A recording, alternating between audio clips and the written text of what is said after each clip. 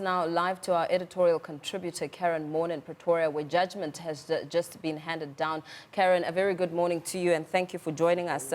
Judgment has been has been handed down, and the costs that Busisiwe Mkhwebane has to bear. Speaking of a breakdown of the cost, the 85% and 7.5%, how do these figures come together? Look, the public protector does not just litigate haphazardly. She thinks long and hard about any legal action that she takes. In this instance, she will look at the likely impact of whatever ruling on the mandate of the office. And in this case, she is of the view that these kind of rulings instill a sense of fear in any public protector, not just her, because her term of office will come to an end in 2023. There will be somebody else taking over from where she left off, and those people will be subject of the precedent that is set out in this kind of judgment. So it is incumbent upon her to challenge them so that the office work is not hindered in any way. You don't want to have a public protector who must now think about personal cost orders when she has to make a tough decision, especially taking appropriate remedial action against the powerful. She must be able to do her work without fear, favor, or prejudice as envisaged in the Constitution.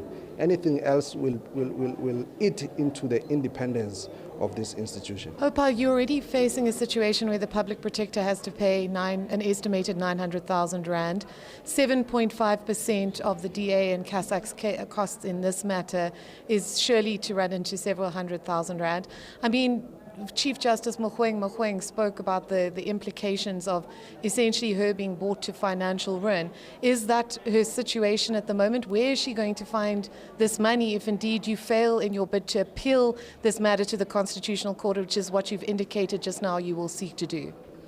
Well, at this stage, the bankruptcy that the public protector is being subjected to as a result of this judgment is not important to her. What is important is the issue of principle.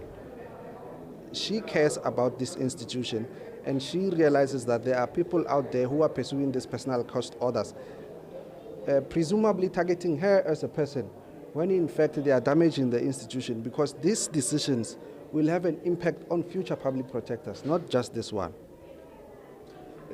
And sorry, just the other issue is that the argument has been made that, while you were correct in saying the provisional report had no findings, the one that was compiled by the predecessor Thuli Madonsela about Ace Magashule or Mosebenzi Zwane, the argument that was advanced by CASAC and the DA was that the Gupta leaks then emerged and a number of very serious averments emerged in that evidence, and that on the basis of the Oilgate judgment, she was obligated to investigate those matters. She failed to subpoena telephone records. She failed to subpoena bank records, in contrast to, for instance, some of her more stronger investigations into our current president. Given that the Reserve Bank matter, said that there would be reasonable suspicion of bias, do you think that people who say, well, she seems to target some people and not others, and these are the basis of those kind of investigation, these kind of findings, do you think that there's any strength to that criticism? The whole question about the Gupta leaks is based on ignorance. You will recall that when Advocate Madonsela left office, she put out a report titled State of Capture. In that report, she made the conclusion that the office was not well equipped from a resources perspective to deal with state capture. And she took remedial action to say there must be a commission of inquiry to look into state capture. Now, people who say Advocate Mkhwebane should have pursued Gupta leaks are essentially saying she should have launched a parallel process to investigate state capture, when the very office that she occupies took remedial action to say there must be a commission of inquiry to look into state capture. It does not make sense. Now, the court today said that the public protector essentially failed poor and vulnerable people that she's supposed to be protecting. I understand that there's further investigation into this Estina project. Can you confirm that Supra Mahuma Pelu and Mosebenzi Zwane, or politicians who are implicated, are not entirely off the hook? Following a discussion with the Portfolio Committee on Justice, the public protector launched a new investigation into the matter, focusing mainly on the role of politicians and the plight of those members of the public who are supposed to be beneficiaries in the project. To date, the public protector has traveled to Vrede and she held a public hearing where about 84 people came and about half of them made sworn statements. Some of them submitted affidavits. Others gave evidence during that public hearing about their experiences in that particular project. The public protector is consolidating all of that evidence that was provided during that process. And then she has been able to interview a number of politicians. She has interviewed the former Premier of the Free State, Mr. Magashule. She has interviewed Mr. Msebenzi Zwane. She has interviewed a few other politicians. I think one is a mayor in that area of Vrede. But she has also, as a result of these interviews, found new leads which lead to politicians who are based at national government level. She is in the process of subpoenaing those people so that they can also have their say. So does this mean now we're going to have new findings in this Vrede matter, or does she just stand by the original report, which was of course lambasted by this court? Well, she stands by her findings in that case. As I say to you, that she's going to appeal the matter because she feels that not all the facts were considered. But the investigation that I'm talking about now focuses on a different aspect which was not covered in the initial investigation. So you will still have a new report on the basis of the new investigation?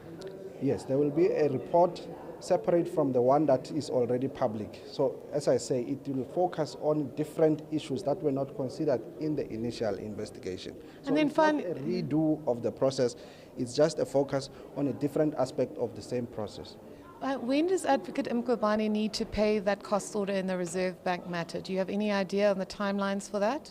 No, we don't have the timelines as yet. As we understand it, the public protector must wait for the taxation process where someone will go through the bill with a fine comb to confirm that the figures as has been speculated are correct. And only after that process will we be in a position to know how much exactly is she supposed to pay.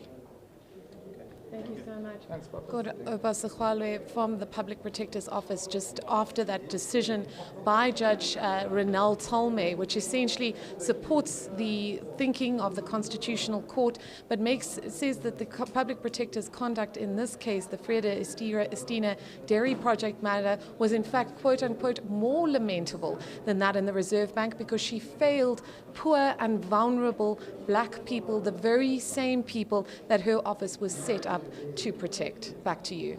So much. Let's leave it there. Our editorial contributor, Karen Mourn, of course, giving us the breaking news. Public Protector spokesperson Oupa Segalwe just responding to the breaking judgment that came out of the court with Judge Tolme and saying that the Public Protector will be traveling to Vrede for a hearing to expand on this report and, of course, saying that there will be a separate report in the one that's already public.